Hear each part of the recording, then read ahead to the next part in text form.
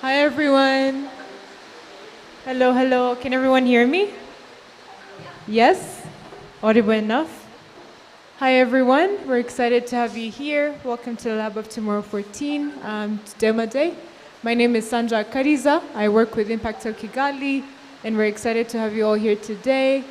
Slightly before I go into the agenda, I want to remind everyone of the main reason as to why we're here. We're gathered here to hear more about the journey of the Lab of Tomorrow teams. Hello, hello. Can everyone hear me? Yes?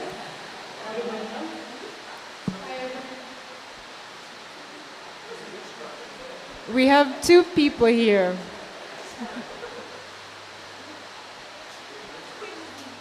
Twinsies. We have twins in the house. Perfect. Apologies for the technicalities. But yes, as I was saying, I wanted to remind everyone of the reason as to why we're here. We're here to listen more about what the teams of the Lab of Tomorrow have been doing, their journey, and more or less connect and explore some collaboration ideas among the ecosystem players like you all today. I will also tech room. Perfect. Yes, so a little bit about the agenda today. We'll start with some opening remarks from our partners, and then we'll hear a short word introduction about the Lab of Tomorrow and the process from the Impact Hub Kigali team. And then lastly, we go into the exciting team presentations. And lastly, we'll have a networking and cocktail.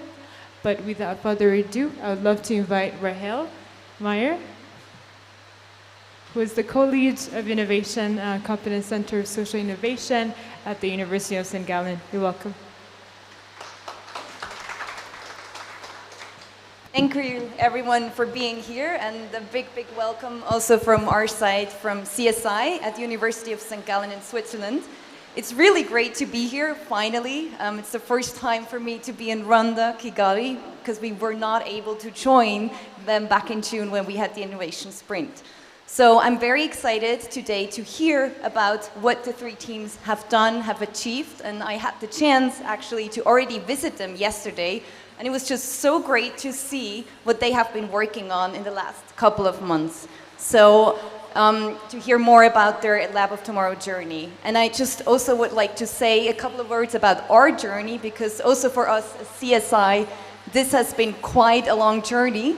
It has been almost 3 years now since the first time that we talked to SDC, the Swiss Development Corporation, the Swiss Agency for Development Cooperation, when we first talked to them about co-initiating a Lab of Tomorrow for the Swiss development context.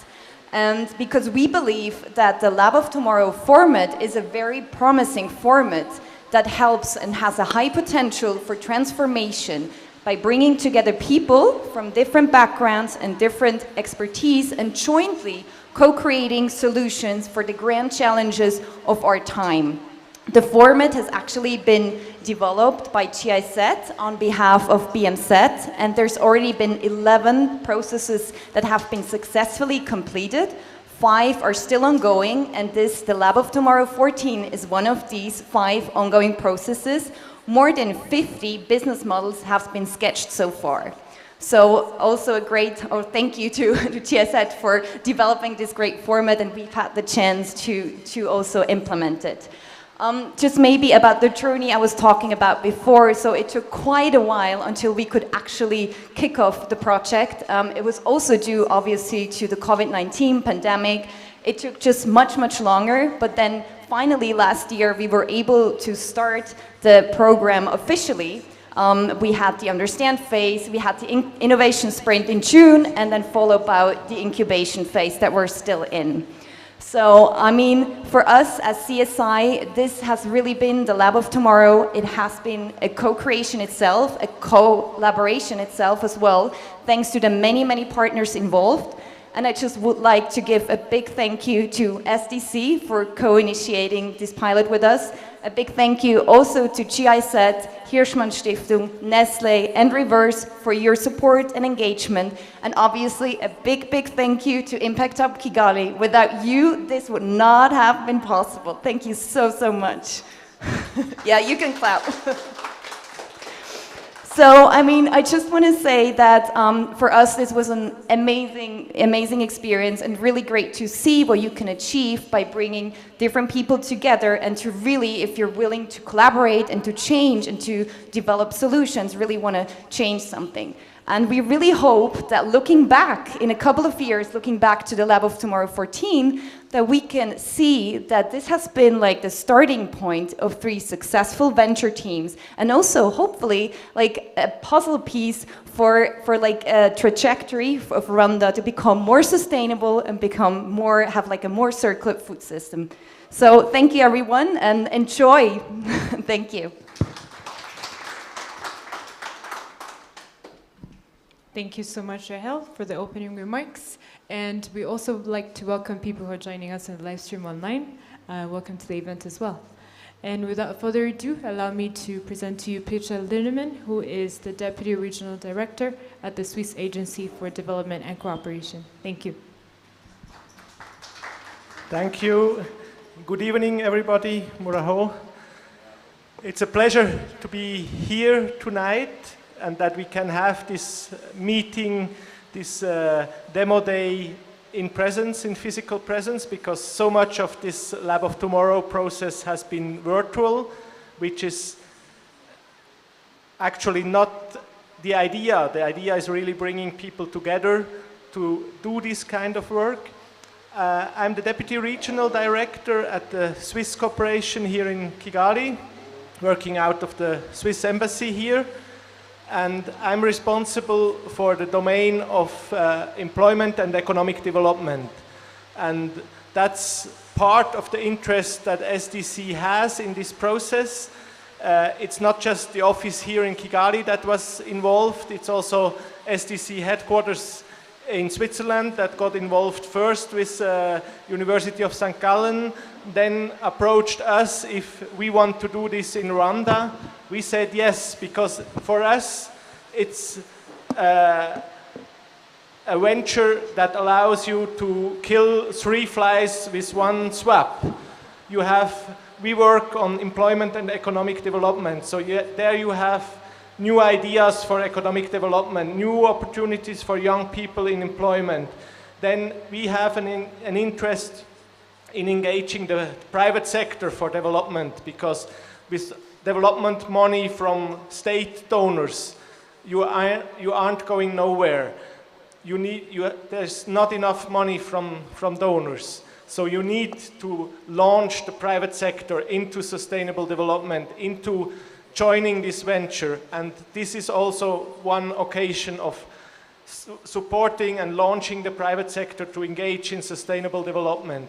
And third, we look at sustainability, which is also an objective of SDC, looking how to make this world more sustainable, how to get food systems that will work for the next 50, for the next 100 years.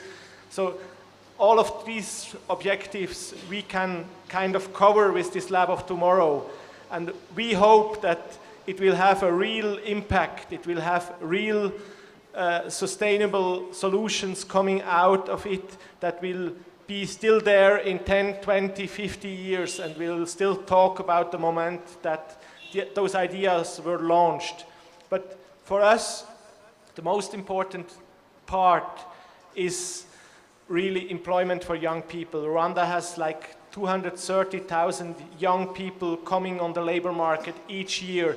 All of them need a perspective, all of them need a job, all of them need a salary to bring home in the evening. And that is our main objective, is working against, fighting against poverty and working on that. So that's, for us, the best outcome would be a lot of jobs for young people. So thank you very much, and thank you for all the people who have been engaged in this venture during the last, it's more than 10 months. It's already, like Rahel said, 3 years that this has been ongoing. Everybody who engaged himself with ideas, with knowledge, with time, and came together to bring this thing to fly. Thank you very much.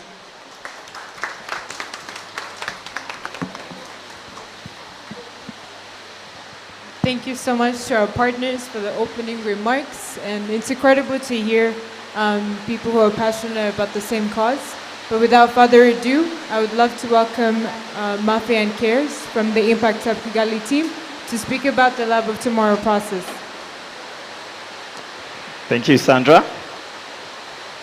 I hope you can hear us. We're going to try to shout. But also if the team can help us close the doors. Hi, everyone. Good afternoon. My name is Karis Manzi, and I work for Impact Hub Kigali. And I'm here with Mafer Bintancourt. We're going to share with you the journey. I know it's DC and University of St. Gallen, CSI. The journey for you started 3 years ago. Specifically for Impact Hub Kigali, this is a journey that started a year and a half ago. And the Lab of Tomorrow process really started with looking at framing the challenges and really engaging various stakeholders in the ecosystem, relevant stakeholders, to come together to sort of frame the different challenges in the food system for Rwanda, and really identifying sort of different opportunity areas that we can make them a bit more circular. The process then proceeded to be to engage different people. We invited university students, entrepreneurs, civil society organizations, government representatives to come together to what we call Innovation Sprint. And this is something that happened last June. And it's really a process that brought together 36 people to form 6 teams to work together for a week, for a long week, intense process where we use design thinking methodologies to help the teams to brainstorm, understand the challenges, brainstorm ideas, quickly prototype, and then really develop business models for these solutions. And then really after the innovation sprint, we started the incubation phase. And I'll pass it on to Mafer to share a bit more about the incubation phases. Thank you, Cares. Can you hear me well? Cool. So yes, my name is Mafer, and I've been involved with Cares from the beginning of this process here in Rwanda. And as Cares mentioned, after the innovation sprint, the 6 teams moved into an incubation phase of 3 months. So from June until October, they started working a little bit more on the prototypes that they had developed in the sprint. And they received a little bit of financial support and some technical assistance, as well as coaches that would support them in this process of developing their ideas. And then in October, we hosted the first pitching night, where the 6 teams presented what their progress had been during the first incubation phase. And in that pitching night, we selected the top teams to move into what we call the second incubation phase. That is where we are now. The 6 teams have been working, the top teams have been working now on the further development and actual implementation of their solutions for the past 6 months. They accessed further financial support, further technical support, and they continued working with their coaches. And today they will be sharing with us more about their journeys. It doesn't end here. They will continue working with Impact Hub Kigali for the next months. And continue moving into the exciting part, which is actually bringing these ideas to life. It has been super inspiring for Impact Hub Kigali to see how the process started. As Rahel mentioned, it was really a co-creation process. It was really using a lot of design thinking, brainstorming, prototyping, getting feedback from farmers, from potential users. Very, very exciting process. And to really see where they are now, it's very inspiring for us. And it really plugs into a lot of the initiatives that we have now at Impact Hub. Just last week, we launched, we hosted the pitch day for the Ignite Food Systems Challenge in collaboration with the UN World Food Programme. And this program is really looking at scaling entrepreneurial solutions that are contributing to food systems. And some of the ventures are actually here with us today. We also have another program that plugs very well into this, and it's the Circular Economy Accelerator that is supporting 6 startups to become more circular and really looking at how to incorporate design circularity principles into their businesses. And with all this, we would love to have a bigger conversation, a bigger community of like-minded entrepreneurs and innovators that have this passion for becoming more circular, for contributing to the food system. And we are starting this. CARES is already leading some events around circularity. But we would love to bring everyone that is here today and to also hear your thoughts, maybe during the networking, to understand what does it mean for you to really build this kind of community. How can we as an ecosystem really participate and make it stronger? Yeah, so this is where we are now. And the rain is getting stronger. So I'll just hand it back and please enjoy the event. Thank you all.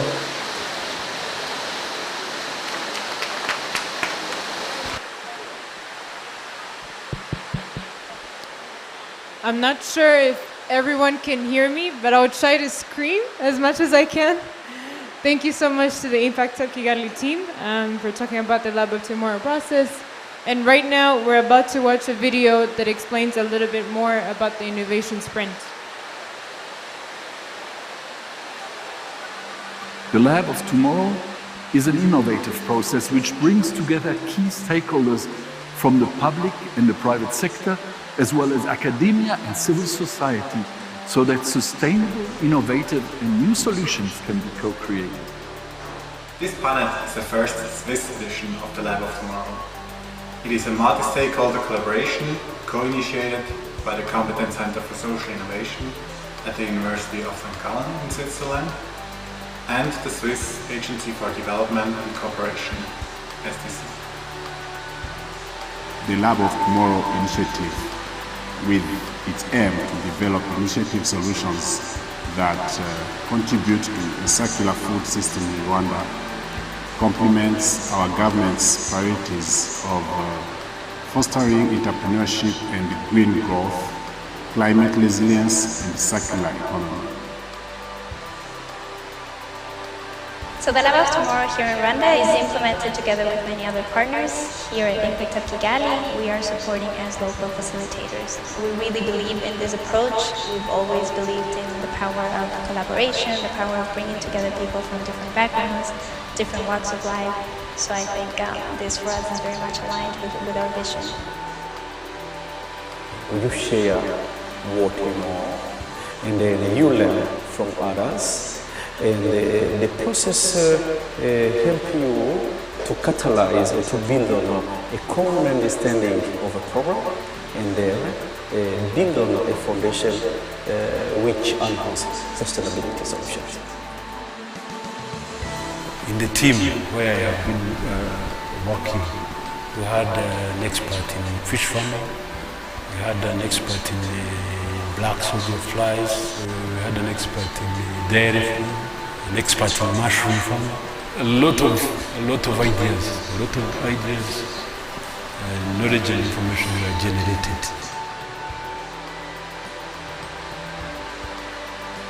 Having people coming from different organizations and having different ideas to bring them together and make a holistic solution, it was not really easy, but was possible.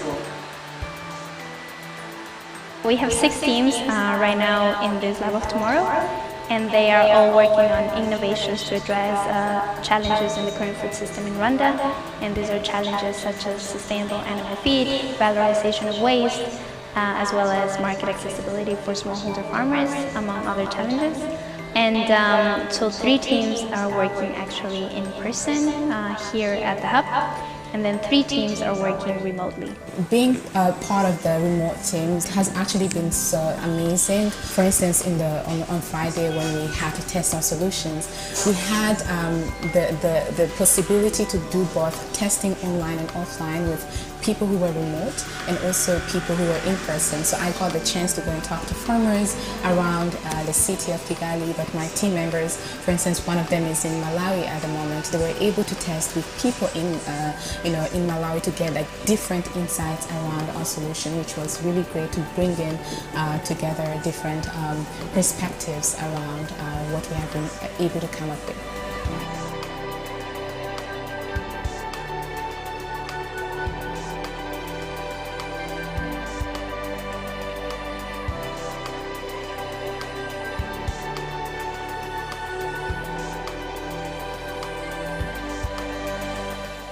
We are so happy and proud about what the teams have achieved in such a short amount of time during this innovation sprint.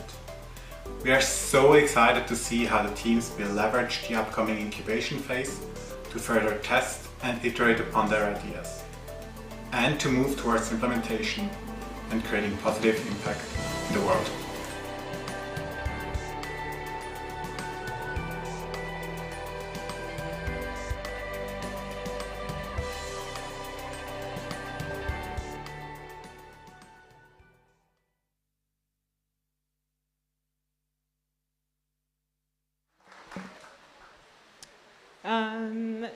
Now to the most exciting part of the event. We get to hear more from the teams and their presentations. Each team is going to have about 15 minutes, and then we'll take about 2 to 3 questions. But like I mentioned, we're going to be prioritizing questions from people who joined from the live stream, and we'll take some questions in here. But also at the end of the event, please note that their teams will be downstairs for those who still have questions and want to speak to the team directly. But without further ado, I would like to welcome Future Farm.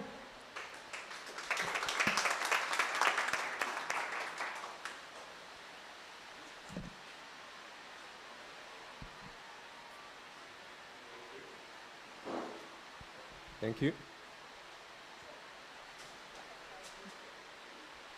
Check. Yeah. Thank you.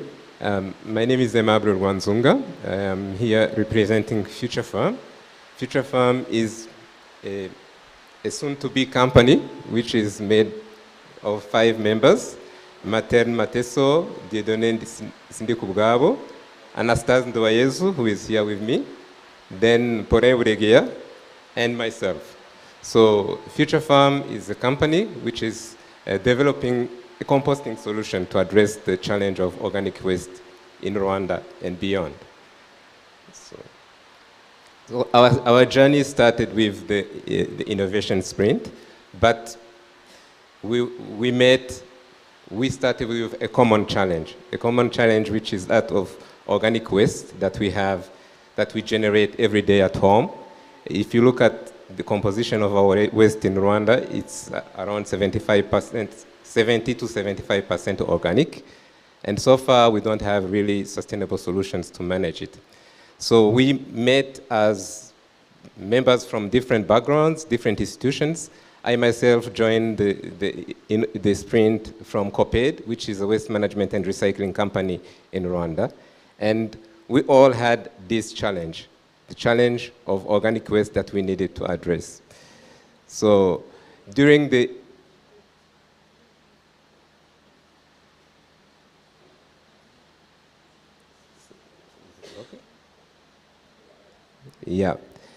During the innovation sprint, we were able to define the challenge and then develop an initial idea of the solution that we needed to develop, which is an innovation lab, a place where compost producers, farmers could come and get their products tested, test their ideas, and get technical support.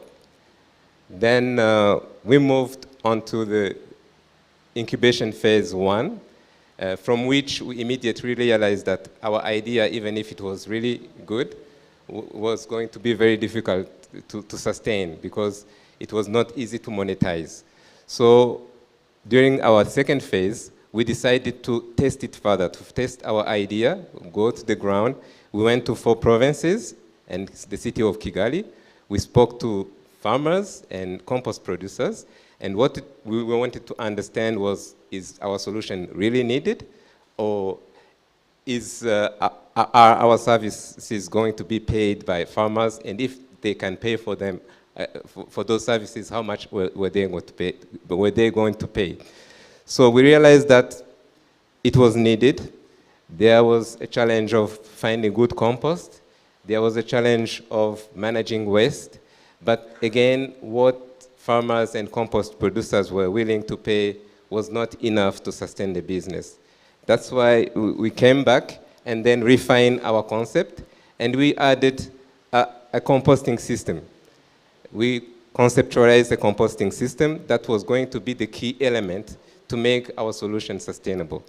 So the innovation lab that we went with to the second incubation phase was having these different components.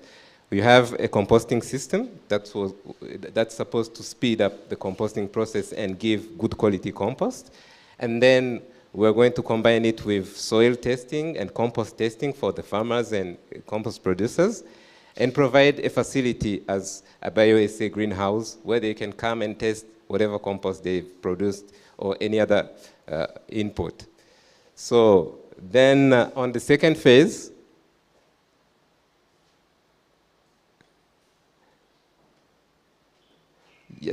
on the second phase of incubation, we received funding, which was not really enough for the entire solution to be developed. So we decided to focus only on the composting system and develop it and see how it will go. So now, the achievements we've been able to reach so far and the current situation, we've created an agreement between the co-founders, the 5 co-founders. We have an agreement we've signed. We've signed an agreement with COPED, which is going to provide the organic waste as the raw material. Then we've designed a composting system that I will show, which is going to help us compost faster. Then we have an agreement with 2 workshops which are working on the, actually we decided to go for the composting system and the shredder. A shredder is a small unit which will support just to break down further the organic waste so that the composting process becomes easier. So 2 workshops are working on those 2 machines. One is IPRC Kigali in Kicukiro, and the other workshop is based in Remera. So this is the composting system we've designed and which we are developing. It's an enclosed container which allows to compost faster, and it's partly automatic. It runs on itself. It turns for some time and then stops and then reverses and then stops and then turns again. And the advantage with this composting system is that it's an inversor composting system which allows to control the environment you're composting in, the temperature, the humidity, and CO2 content, and then it speeds up the process. Normally, like at COPED, we use windrow composting, which is kind of manual. When you use that, you get your compost maybe after 4 months or even 6 months sometimes. But with this system, we expect to be able to compost the organic waste in 10 to 12 days, or probably even faster. So here is the process. This is the shredder on the left being developed. And then we have the composting system. We have a stand and those kind of drums, the pieces, which are going to be joined together to give the final product. And then our next steps. Our next steps is within 2 to 3 weeks, the machines will be ready. We will test them. And after testing the machines, we'll go into the patenting process. We believe that we'll be able to patent our composting system, especially. And then after that, we will go to the next level of improving the quality of our compost. We get compost kind of powdery type. So we will use some other small machines to make it as granules. When you make it as granules, it stays longer in the soil. It doesn't wash away with rain. And then our composting system, we want to make it hybrid. Like the next stage, if we test it and it works fine, then we are going to integrate solar energy to it so that it runs on solar and electricity. So we run it on solar, and then it couples on electricity only when the sun is not available or when the solar energy is done. Then we will scale our solution. This solution, this system we are developing, we expect it to be able to compost around 200 to 500 kilograms per day of organic waste. But if it works as we expect, we will be able to scale it further so that we can be able to compost even 10 tons per day. So we'll make bigger systems, and we build them much cheaper, like how we expect. And then we expect it to be a solution that we can give even to districts. And we can even scale it down, make a small unit that you can give to a hotel so that the organic waste, the food waste produced in a hotel doesn't have to be transported to the dump site to pollute, and it's processed on the site and used in the gardens at the hotel itself. So the support we need in our next steps is like we need technical support, especially on making it a hybrid model. Then a support on marketing for our product, the compost, and the system itself.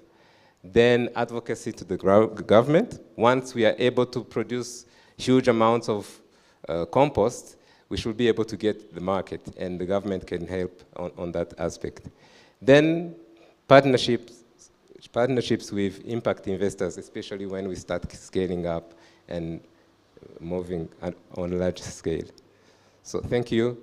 That's it about our future fund.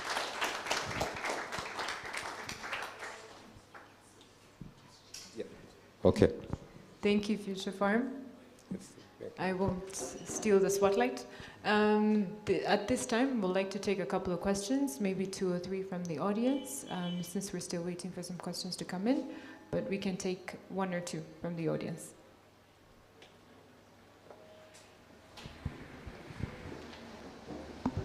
Hi, thank you very much for your presentation. That was very, very inspiring for sure. My name is Junior. I'm with Catapult VC, Catapult Africa. We're an investment company that's just set up here on the continent. And your solution seems to be aligned with what we're looking for.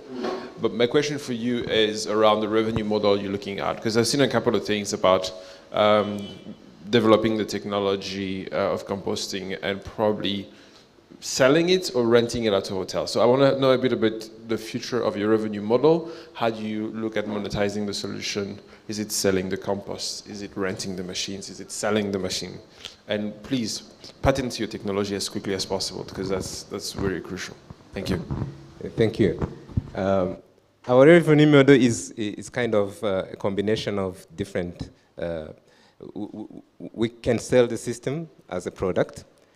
Then we can use the system to produce compost and then sell the compost. And again, we can even provide composting services, especially, let's say, hotels, which might say, okay, we can see the system, but we don't want to bother going into the process of running it and making sure that it's working fine. So we can provide it as a service. Like we bring the system and we bring someone to make sure it's working fine. So that cuts on their normal cost on waste management. And yeah, mainly that. Or further, we could even think of like getting loyalty to anyone who might want to use our technology in some other places. Please sell the compost. It's extremely valuable, especially if you're going to be exporting it. And DRCs will be your biggest market. Thank you. Yeah. Yes.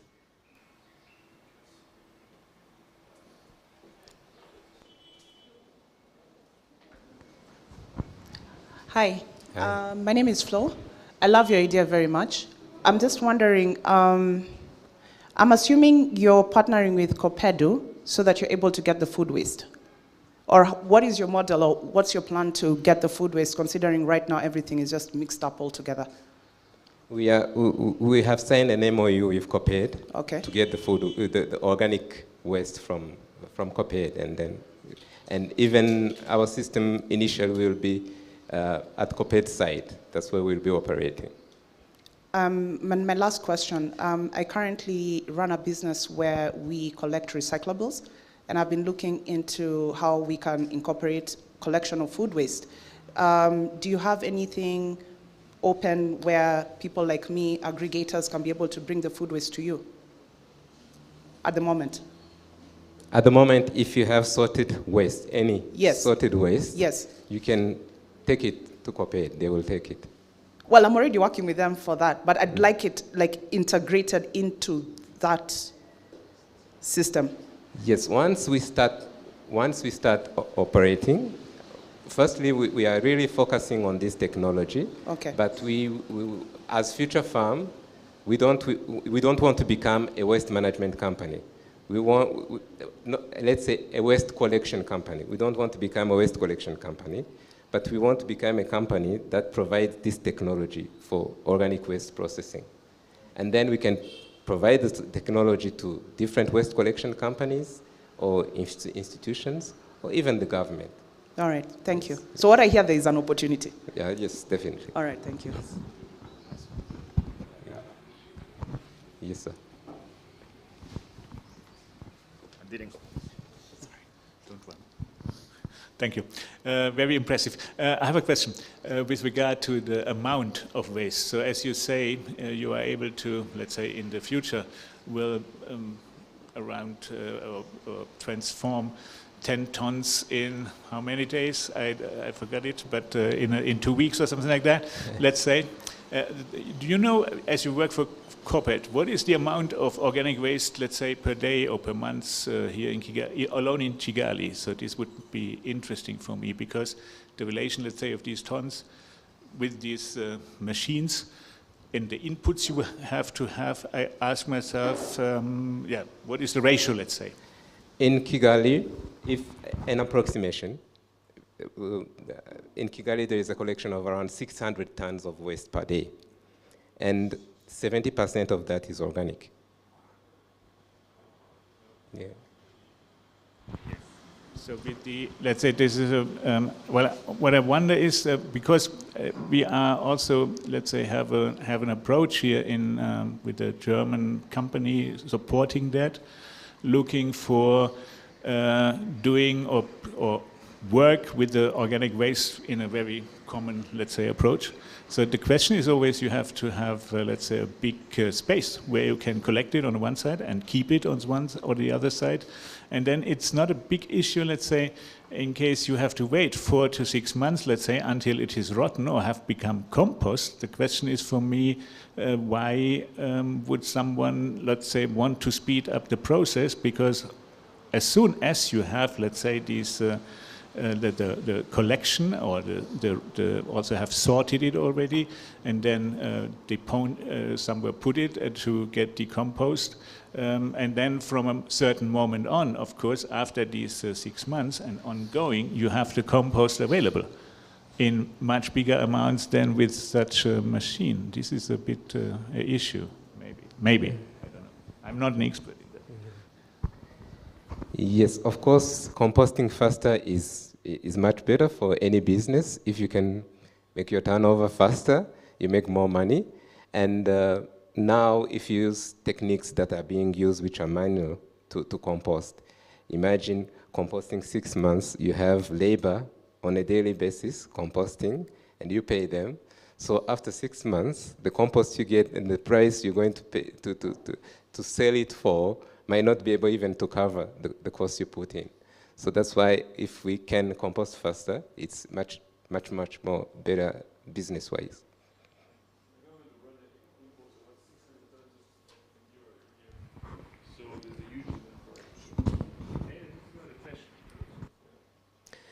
Yes, and again, that time and the technique limits your ability to compost. Like at Coped, you cannot be able to compost all the waste you get because it becomes overwhelming. But if you have systems like this, if it works, it makes things easier. And in the future, we could even automate it further in such a way that it kind of operates itself. It's possible to do that. Yes.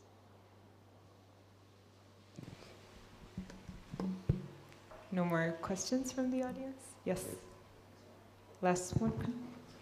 Okay, thank you. Just one question. How do you ensure the quality of your compost?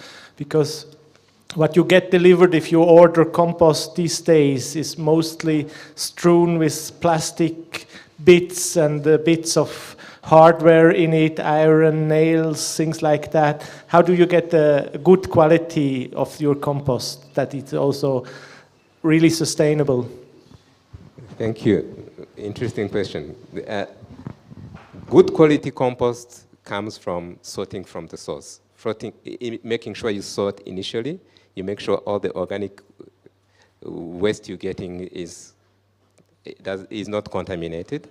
But also there is another aspect, which is the proportions you use.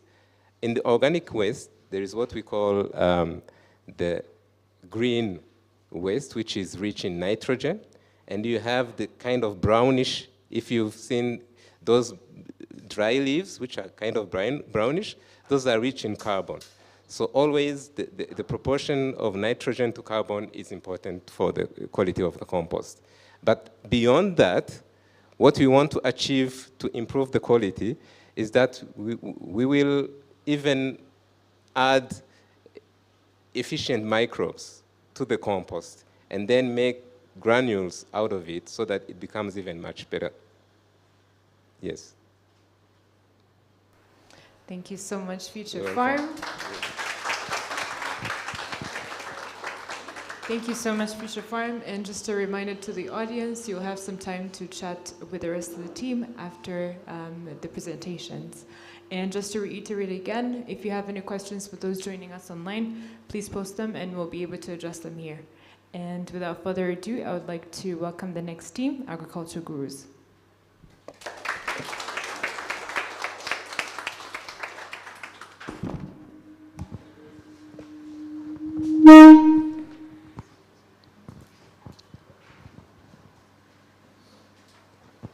Thank you.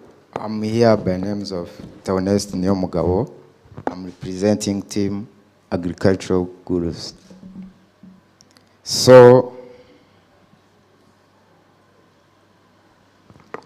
this is a farmer based in Bugesera district, and this is me. I have visited him. I was discussing with him the challenges he has been facing within his livestock farming, his pig farming project. So one of the challenges we identified is the affordability of the feed mix or their food to feed their pigs. So our journey and the milestone from this program, Lab of Tomorrow, we have started with Innovation Sprint. We didn't have an idea yet, and we have to solve the challenge of how we can explore maize byproduct and agricultural waste, and maybe can be reused or can get some additional benefits to farmers. So after the sprint, we came up with the idea of exploring those horticulture or agricultural wastes by making feed mix from those wastes. So that's where, from August, on incubation phase 1, we started with research. We identified our business model. How can we make those animal feed mix from agricultural waste and horticultural waste? And continue. After we came up with the idea of establishing a processing plant, which can process maize byproduct and agricultural waste into animal feed mix. And from December, that's when we started working on the idea. And after we bought some machines, we started making animal feed mix from the waste until now. And we are excited that the product is already on the market and farmers are enjoying the product from this program. So the problem, as I have said, was livestock farmers were facing an availability of balanced feed mix, and those mix are not affordable to them, especially for small and medium livestock farmers in Rwanda. So, and even the country and the environment itself is facing the problem of carbon dioxide emissions from the agricultural waste produced by those livestock and by those farmers. And after we came up with the solution of using those horticultural and agricultural waste to make them into a balanced and affordable balanced mix from the waste. And that's our mix. And this is the product demo, how well we have come up from the program, and then we made the product. And this is how we measure the quality of our product. And this is feed intake, and this is how the cost of feed and how we relate with the feed mix which are already on the market. And our feed ingredients, as I said, it was maize byproduct from maize, grains, and those maize we take the unqualified maize from those industries which are producing maize flour, and then we turn them into an animal feed mix. And also we have other waste from horticulture, which are vegetables waste, and from banana, cassava. So we mix them and then we make the balanced mix. So how we take our business model, we have take those fees for correction, and our feed mix is sold for poultry it was 350, and for pigs it's 235. Compared to the available price, this shows how our feed mix is affordable in the market. And this is our market size for chickens. According to FAO, our FAO report 2021, it says that in Rwanda there is between 5 and 7 million chickens, and this shows how big is the market, and we need to address or to serve with this idea. And also this is for pigs. It's already said that in Rwanda it's found that between around 1.8 million pigs are in Rwanda, and they need to get an affordable balanced mix from Rwandans. And this is our competitors and competitive advantage. We have so far some competitors on the market, which are Gorilla Feeds and ProDev, and they produce, they are already on the market and they are big, but we are looking forward to bring our innovative product on the market and challenge them, as we already use agricultural and horticultural waste while they use the normal resources. And this is our unique selling proposition for our product, which is we have already additional value to the agricultural waste, which has to be reused and get feed to the animals, especially pigs and chickens. And even our product is affordable on the market. So our go-to-market strategies, these are the strategies now we are using to reach more clients for our product, which is already on the market. And this is the team. And what I can say is that from this program, we have learned how we can get from zero idea and get a finished product, which is good for us, as we already have an established plant in Ruindo district where we are manufacturing those animal feed mix, and we are looking forward to expand to other markets, as now we are serving only local livestock farmers from the district. And thank you, and all you are welcome, either investors or other who are interested in our product, you are welcome. Thank you.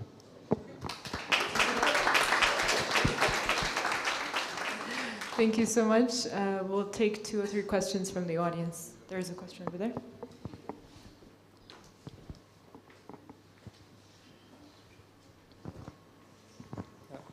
Thanks, guys. My name is Amar Kawash. I'm from the World Food Program. Very interesting solution. Just wondering, in terms of the agriculture waste that you're talking about, from our experience working with smallholder farmers, a lot of this waste is actually already used by the farmers themselves, the cobs, the husk of the maize and things. So how do you plan to source this from the farmers who do attach a value to it? Are you planning to buy it? And when you go to scale, how will you be able to procure enough of that to produce your products? Thank you. Thank you. Currently, we are working with those big industries who buy the maize with the cobs, and then when they produce the maize flour from the maize, they stay with the cobs as the waste, and even the unqualified maize grain, and that's what we buy from those industries, and then we get manufactured from our plant. Thank you. What is the feed conversion ratio for your animal feed mix? 1. Did you have time to test it on pigs, for example? Yeah, we have time to test it, and our feed conversion ratio is 1.99, which is good compared to other products on the market.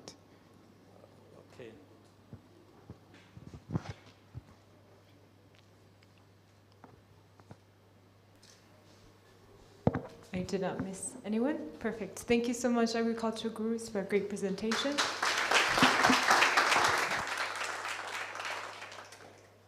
And as always, there'll be a stand downstairs for anyone who has more questions and wants to learn more about Agriculture Gurus. Next is Food Links.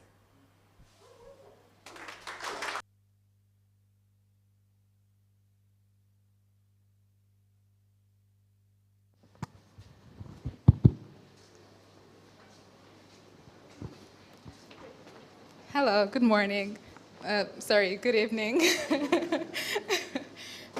Feels like a morning. All right, so the whole team is here. Can you hear me? Yes. Perfect. My name is Alexa, and together with my team, we are here to present to you our journey so far. But before we get started, I want each one of us to introduce ourselves. So. Okay, my name is Kelvin Odobo. I'm the founder of an agtech company called Shamba Pro. We work with small-scale farmers. And in the Food Leaks team, she likes to call me the guy of numbers, but I like to support anywhere that my support is required. Thanks. Thank you. My name is Pearl Omohoza, and I'm the founder of Yummy and Fresh. It's a food startup here in Kigali, and I'm also a proud member of Food Links. Thank you. Good evening. I am Liz Chantal Dusabe, and I work for Rwanda Organic Agriculture Movement. It's an umbrella organization of stakeholders in the organic sector here in Rwanda, and I'm part of Food Links. Thank you. Perfect. Since everyone mentioned what they do, I'm also an international business and trade student at the African Leadership University. As you can see, I'm the only student on the team, always learning. All right, so yeah, let's get into the journey of how Food Links came a reality. What you see on the screen is a percentage from, it's numbers from the Rwanda Development Board, which talks about how most of the agricultural production comes from smallholder farmers. Over 75% of that comes from smallholder farmers. When you look at that number, you might start thinking like, oh, okay, smallholder farmers are the richest in this country and controlling the economy. But unfortunately, that's not the case, mainly due to problems such as poor market accessibility and the middlemen who go very low on prices and provide little opportunity for these farmers to make tangible income from their hard work. Fortunately, through the Lab of Tomorrow program, my team and I met for the very first time online. It was very awkward. Hello, can you hear me? Let me unmute myself. That was the whole process. We didn't know each other, but what we had in common was passion for improving the livelihood of a smallholder farmer. And the Lab of Tomorrow provided a stage to do that. So we started with a 5 days innovation sprint, which you heard about earlier. And through this, we were looking at the main problem, which was how might we better link rural and urban food systems in order to improve market access of smallholder farmers and ensure access to healthy, nutritious, locally grown foods. So actually the picture you see over there, it's a real photo that we took during our market surveys with some of the farmers we talked with. And as of today, yesterday, we bought pineapples directly from them and are selling it at our FoodLink stores, so you can access it. This is a product of the Lab of Tomorrow program. It has allowed us to slowly solve the problem of smallholder farmers, linking them directly to markets. So before really solving that problem, as you saw, it's a very generic problem. We wanted to narrow it down and really understand where the root cause of the problem lies. So we started by having by consumer surveys, where we interviewed over 750 individual and business consumers who consume fruits and vegetables. And from there, we were able to derive insights into the problems and the challenges they face accessing products that nutritious, high quality organic products. And we also talked to farmers. Please, you can continue. Yeah, we were able to visit to meet 150 farmers in 4 districts. Mainly a cooperative of farmers in Bumbogo, Singasabo, and another group of farmers in Musanze, Rwamagana, and Gicumbi. Those farmers, when we met those farmers, we got time to discuss with them, and we really heard how they struggled. Some were sharing with us how they produce, but as they cannot access the market, the produce is given to their livestock. So it was so sad. Now we are happy that some of the farmers we visited, now we are able to buy, to source from them directly and to have their produce here in our store. And we invite you to buy those products. As you buy from FoodLink store, you are contributing to encourage those farmers to continue to produce healthy products.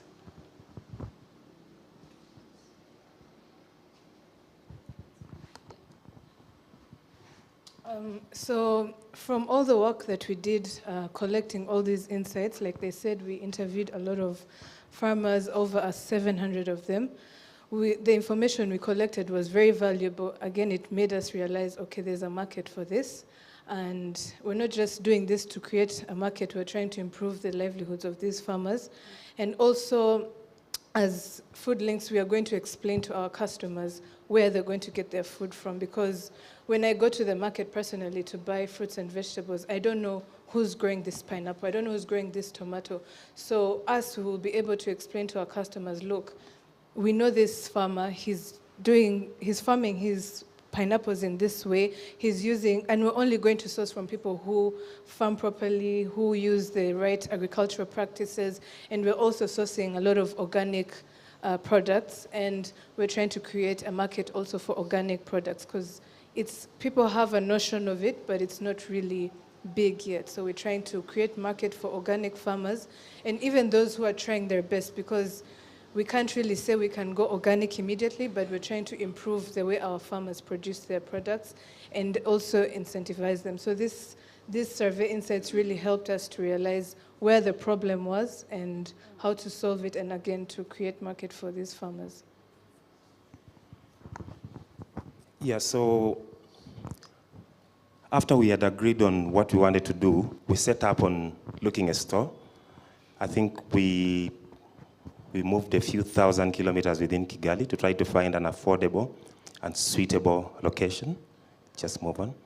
And eventually we landed on this tiny little prototype shop in a place called Rugando, about 2 kilometers behind Kigali Convention Center. And that's how it looks yesterday. At the core of our business model is that, one, we want to offer fair prices to the farmers who produce using good agricultural practices, who are producing healthy food. So we want to give them an incentive for them to produce what our consumers want. And we want to give good food to our consumers at a price that is affordable. And we are doing that by cutting out the middleman. So in other words, we teach the farmer how to produce food, and we pick it from the farmer and handle it all the way until when it reaches your shopping bag, at probably eventually your table. But for now, at the prototype level, at least up to this shop. So that's the core of our business model. So we charge about 20 to 25% on the farmer price, and that helps us to be affordable. And we are now basically selling organic food. That was just our supply just this morning to our shop. So we are trying to do organic food because we think that's the future, but we're also doing healthy, fresh food.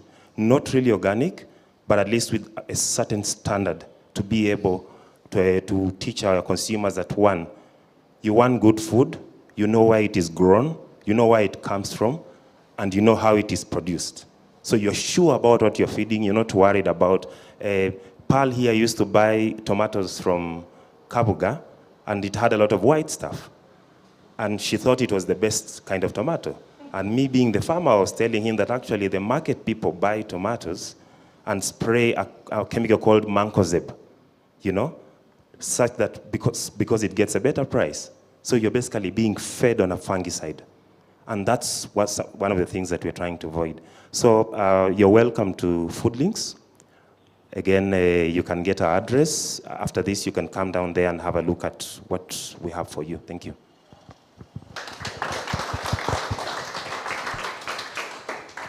We will now take some questions from the audience.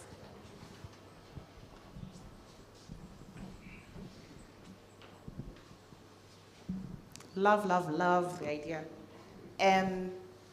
Two questions. Found working in the food systems, a lot of people use the word organic very freely. How are you, do you have like paperwork or something that like if consumers want to know, is this really certified organic, or are we just saying organic just so that it looks good? How are you dealing with that? Yeah, it's a good question. We see organic everywhere. We want to give that trust to the consumer that the product he's bought from Food Links is organic. As I said, I work for Rwanda Organic Agriculture Movement. We are trying to organize the organic sector for local market via what we call participatory guarantee system. It's another way of certifying small-scale farmers at affordable price, because the other way of certifying is expensive and mainly it's for export. So it's a system we are trying to put in place, supporting farmers.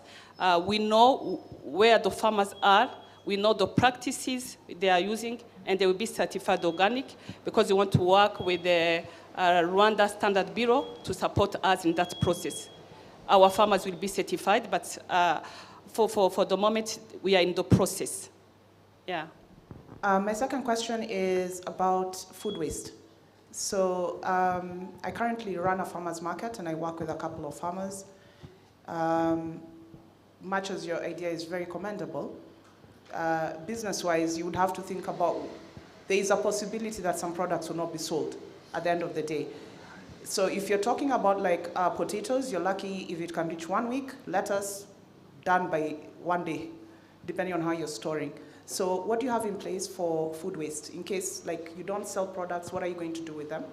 And lastly, are you thinking about going online? Or are you open to partnerships like aggregators like ourselves? I know I might be called a middleman, but I'm not a middleman. We do support small-scale farmers, but yeah, what plans do you have along the lines of online, getting online? Yeah, thank you for that question. One of the important things about the innovation sprint is the circular model. So we've already put in place a model where fresh produce beyond a certain date is not allowed to go to waste. It can be either given away to orphanages or given away to less kind of markets who can pay less for the food, but such that it can be recycled. So we have, and I'm happy to go into more detail with about what we are doing about the circular model to make sure that there is no wastage. About partnership online, yes. At first, we want to keep it tight because we want you to come and be sure that you're picking the right thing. After 6 months or 1 year, when you trust our quality, we probably might get into the online part. But for now, we want to keep it tight. We want to know where it's coming from and where it's going. And maybe if I can also add into that, to ensure that we don't have, the excess waste. We are ordering small quantity that can be sold within a short amount of time, to not stock and then it's wasted. Yeah.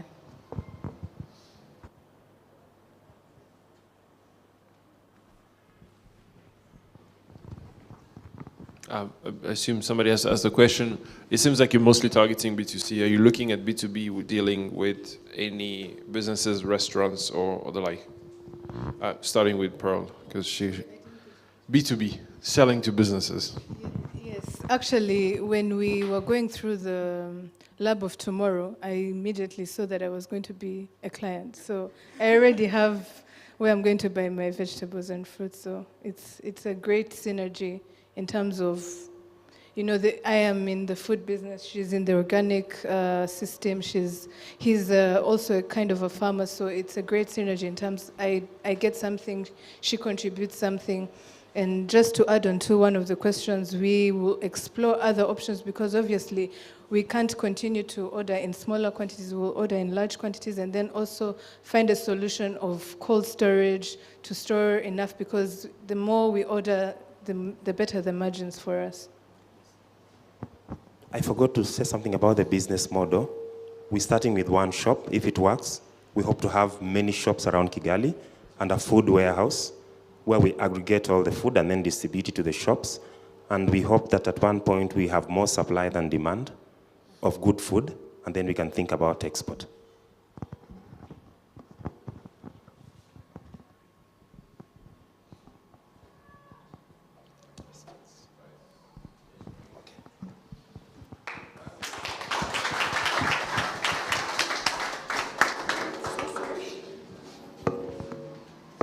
Thank you so much, Foodlinks. Just a quick word to congratulate all the teams who were able to present their progress. We are genuinely, genuinely proud of the teams for all the work that you've done throughout the entire program, from the start and to where you are now. And we're looking forward to see what is next for all of you. And just before I go into the next one, I would like to invite Mafe for a short word. Thank you, Sandra. So thanks again to the teams. Really congratulations. I think it's really inspiring to see how you've progressed since the innovation sprint that was just in June 2021. So it hasn't been that long, and to see all the progress, it's really, really nice. I hope the audience has also enjoyed seeing this journey. We've organized this a bit differently, so as you see, it's not really a pitch, it's more a demo. It's for them to really showcase their journey, to share how the experience has been for each of the teams. And we've also organized it to really foster connections and potential collaborations. So we would love to invite all of you to join us downstairs and to really be able to talk to the teams. Each one of them has their own stand, so you can ask any other question that you may have, connect.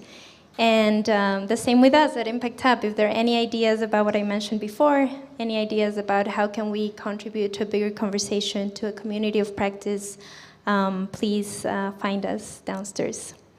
And yeah, thank you again, everyone.